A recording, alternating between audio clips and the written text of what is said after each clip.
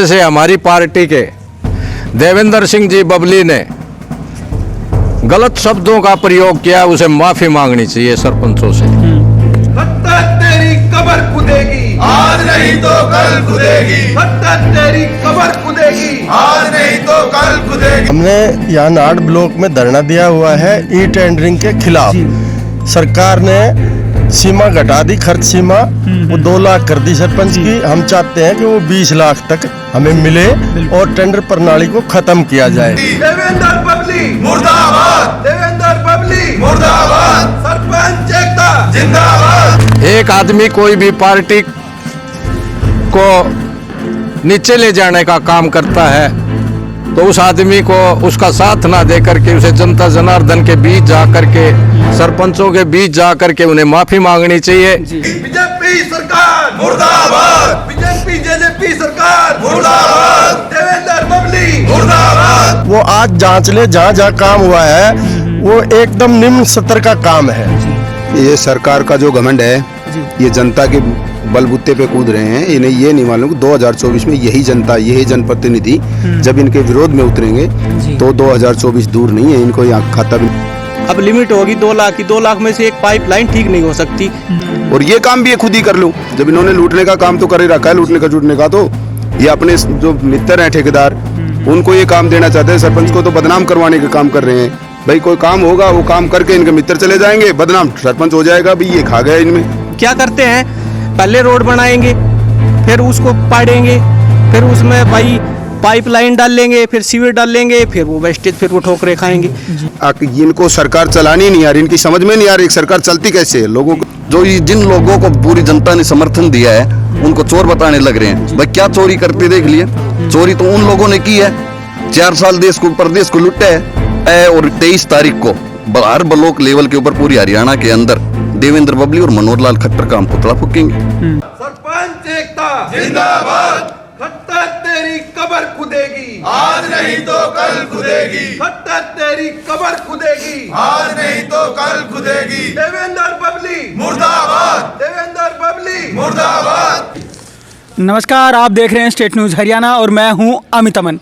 अभी नाहड़ ब्लॉक के अंदर मौजूद हैं और यहाँ जो जितने भी ब्लॉक के सरपंच हैं वो मोस्टली यहाँ पे मौजूद हैं और पीछे जो बैनर लगा हुआ है वो आप साफ तौर पे देख सकते हैं, सरपंच एकता जिंदाबाद। उसके ऊपर लिखा हुआ है ई टेंडरिंग प्रणाली को ख़त्म करने व सरपंच के विकास कार्यों में खर्च सीमा कम से कम 20 लाख करने के बारे में इन्होंने ये अनिश्चितकालीन धरना यहाँ पे दिया हुआ है और सभी सरपंच यहाँ मौजूद है। चलिए इनसे हम चल करके यहाँ पे ही पूछ लेते हैं कि आखिर जो माजरा है वो पूरा कहाँ पे अटका हुआ है, ये क्या चाहते हैं और सरकार ने क्या जो तब्दीलियाँ हैं वो की हैं।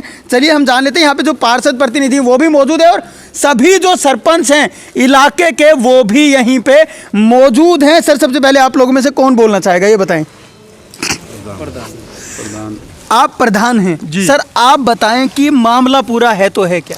सबसे पहले तो भाई मैं आपकी पूरी दर्शक टीम को प्रणाम करता हूँ। और मामला, हमने यहाँ नाड़ ब्लॉक में धरना दिया हुआ है ई टेंडरिंग के खिलाफ। सरकार ने सीमा घटा दी, खर्च सीमा वो 2 लाख कर दी सरपंच की। हम चाहते हैं कि वो 20 लाख तक हमें मिले और टेंडर प्रणाली को खत्म किया जाए।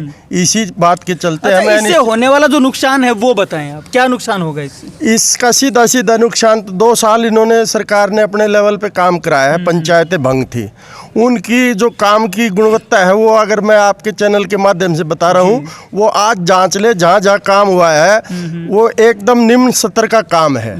यही हमें शक है। काम टेंडर से होगा, जिम्मेवारी हमारी रहेगी, हम प्रतिनिधि हैं, पब्लिक हमसे पूछेगी तो हम क्या जवाब देंगे? टेंडर से काम करने वाला काम करके चला जाएगा, उसमें क्या सामग्री लगाएगा, क्या करेगा, उसका हम विरोध करेंगे तो हमारे पास और बेफालतू के एलिगेशन लगेंगे। इसलिए हम इसका विरोध करते हैं और हम चाहते हैं हमारी खर्च सीमा 20 लाख कम से कम हो और टेंडर प्रणाली ख़त्म हो। यही हमारा विरोध है और हम ये लगातार जारी रखेंगे जब तक सरकार हमारी इस मांग को नहीं मान लेती। आप लोगों ने पूरे हरियाणा के अंदर अपनी इस मांग को लेकर के जगह जगह पे धरने भी दिए हैं। आज यहाँ भी आप लोगों ने दे रखा है। कितने दिन का धरना है वैसे, कब से लगे हुए हैं? ये आज चौथा दिन है हमको, और जब तक सरकार नहीं हमारी मांगों को मान लेगी हम लगातार धरने पर रहेंगे। अपनी नई नई रणनीतियां बना के हम सरकार का विरोध करेंगे जब तक हमारी मांगे नहीं मान लेती। बिल्कुल बिल्कुल। और अभी आप लोगों ने क्या कभी और भी कोई कदम उठाने की कोशिश किया, और कोई कदम अगर नहीं मानती है सरकार तो क्या करेंगे? हम 23 तारीख को पंचायत मिनिस्टर देवेंद्र बबली, सीएम मनोहर लाल खट्टर पूरे हरियाणा में हर ब्लॉक क्षेत्र पे इनके पुतले फूकेंगे जी। ये भी हमारी रणनीति का हिस्सा है। बिल्कुल बिल्कुल। सर आप बताएं, आप भी यहाँ के इलाके के जनप्रतिनिधि हैं, क्या जो हो रहा है वो सही हो रहा है, गलत हो रहा है, या फिर क्या होना चाहिए? ये सरकार का जो घमंड है जी। ये जनता के बलबूते पे कूद रहे हैं। इन्हें ये नहीं मालूम कि 2024 में यही जनता, यही जनप्रतिनिधि जब इनके विरोध में उतरेंगे तो 2024 दूर नहीं है। इनको यहाँ खाता भी नहीं खुलने वाला। कोसली हल्के से तो ये ख़त्म ही समझ लो, क्योंकि कभी भी जब कोई प्रतिनिधि जनता के द्वारा बनाया जाता है तो उसके अंदर अहंकार नहीं, जनता की समस्याएं सुनने की क्षमता होनी चाहिए और उनको अमल में लेना चाहिए। ये सरकार ऐसी है ना, आज तक कोई भी ऐसे कदम नहीं उठाए जिससे जनता के या आम पब्लिक की कोई बात सुनी हो। ठीक है, तो बहुत जल्दी आने वाली इस सरकार का बीजेपी जेजेपी का घमंड टूटने वाला है जी। और अगर ऐसे ही करती रही तो हमें लगता है कि लोग इन्हें बढ़ने भी नहीं देंगे गांवों में। कोसली में तो ये ऐलान हो चुका है कि हर गांव में जेजेपी बीजेपी के कोई भी नेता का बढ़ना प्रतिबंध है। ये तो पूरे क्या सिर्फ नेताओं का विरोध करेंगे या फिर इनके विरोध में कोई और अलग तरीका भी अपना सकते हैं? क्या इस्तीफा वगैरह भी दे सकते हैं आप लोग? हाँ, अगर मतलब सरकारें नहीं मानती है तो इनका फायदा क्या है? हम तो चाहते हैं कि छोटी सरकार को ख़त्म ही कर दो और ये काम भी ये खुद ही कर लो। जब इन्होंने लूटने का काम तो कर ही रखा है, लूटने का जुटने का, तो ये अपने जो मित्र हैं ठेकेदार उनको ये काम देना चाहते हैं। सरपंच को तो बदनाम करवाने का काम कर रहे हैं। भाई कोई काम होगा वो काम करके इनके मित्र चले जाएंगे, बदनाम सरपंच हो जाएगा। भाई ये खा गया इनमें, रोकता है तो ये पैसे के लिए रोक रहा होगा।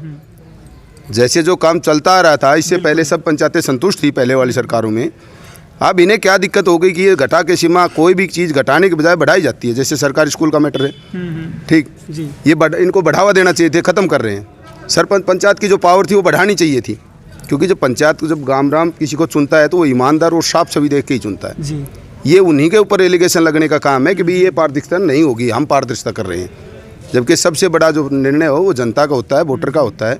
और जब उन्होंने अपने गाँव से जिसको सर्वसम्मति से बनाया है, जिनको चुन के भेजा है, इससे ईमानदारी का प्रमाण सरकार से नहीं चाहिए हमें जी। हमारे इलाके की जनता ने, हमारे गांव के जो भाई बंधु हैं, उन्होंने दे रखा है कि ये आदमी सही है जी। ठीक, तो साफ तौर पे आप लोग ये कहना चाहते हैं कि जो सरकारी तंत्र है वो अपने चहेतों को देने चाहते हैं, जितने भी टेंडर वगैरह है वो अपने चहेतों को देना चाहते हैं। सच बात तो ये है साहब अमित जी, इनको सरकार चलानी नहीं आ रही, इनकी समझ में नहीं आ रही सरकार चलती कैसे है। लोगों को, जो जनता के लिए काम करने वाले को ही सरकार बोलते हैं। ठीक, ये अपने लिए काम करना, अपनी मर्जी से काम करना चाह रहे हैं, जनता की इच्छा से काम नहीं करना चाह रहे। तो ये अनुभवहीनता है इनको, ये गलती से राज मिल गया। मुझे नहीं लगता कि हरियाणा में कभी इनका राज हो गया, देश प्रदेश में कभी। ये देश को और प्रदेश को बेचने का काम करेंगे आने वाले समय में। बिल्कुल बिल्कुल, जो साफ चीज़ें वो आप सुन सकते हैं। सर आप एक बार थोड़ा सा इधर आएँ, आप बताएं, आप लोग भी यहाँ पे पहुँचे हैं तो क्या चाहते हैं? ये इतने सरपंच यहाँ पे भी बैठे हुए और पीछे भी जो जगह जगह है वहाँ भी आप देख पा रहे हैं ऐसे ही जो धरने वगैरह हैं वो चल रहे हैं, तो क्या सरपंचों के खिलाफ साजिश है या सरकार कुछ नया करना चाहती है? नमस्कार जी। पहले जो अमित जी, आपको और आपकी टीम को हमारी तरफ से बहुत बहुत बधाई हो कि आप जो हमारे एरिया हलके की आवाज़ है आपके माध्यम से आप सरकार तक पहुंचाने का कार्य कर रहे हैं जी। और उसके बाद मेरे को भाई आशीष सरपंच ने यहाँ बताया कि ऐसे ऐसे हम भाई धरना दे रहे हैं, तो सबसे पहले मैं आप सभी सरपंचों का तहे दिल से धन्यवाद करना चाहूँगा कि आपने अपने हलके के लिए, अपने एरिया के, अपने गाँव के लिए जो आज आप अपने जो आवाज़ उठा रहे हो, ये एक बहुत बड़ी बात है। अब ऐसे ऐसे बूंद बूंद से ही घड़ा भरेगा। अब हम सभी ये सोच के, गांव ने तो हमें जो अपना कार्य करना था उन्होंने तो वोट डाल के हम सभी को अपनी पावर दे दी। अब हमने करना है कि कार्य कैसे करना है। अब लिमिट होगी 2 लाख की, 2 लाख में से एक पाइपलाइन ठीक नहीं हो सकती। अब 20 लाख घटाया क्यों? उनको ये पता है कि भाई पहले तो 2 साल हो गए, कुछ दिया नहीं, कोविड टाइम में पहले खा गई। अब अपने बंदे लेके आएंगे, वो चाहे वो उनके रिलेटिव हो, चाहे वो उनके चिलम भरने वाले हो, कुछ भी हो, और उसी के माध्यम से कार्य करेंगे। तो वो पहले ही देख लो आप, गलियों का हाल है, रोड का हाल है, अभी बन जाता है तो थोड़े दिन में बाद फिर देखो एक बारिश भी चलता नहीं है। तो अपना सरपंच का यही है ईमानदारी। भाई विनोद ने बताया है उसी प्रकार से, भाई अच्छा जो सामग्री है एक बार बना दो। क्या करते हैं, पहले रोड बनाएंगे, फिर उसको पाड़ेंगे, फिर उसमें भाई पाइपलाइन डाल लेंगे, फिर सीवर डाल लेंगे, फिर वो वेस्टेज, फिर वो ठोकरे खाएंगे। जो कार्य करना है, हमारी तो यही सोच है कि जो भी नीचे का जो कार्य है वो सबसे पहले करे, फिर उसके बाद में रोड बनाए, ताकि उसके बाद में टेंशन फ्री वो तो एक क्लियर हो जाए, और जो करे वो अच्छे तरीके से करे।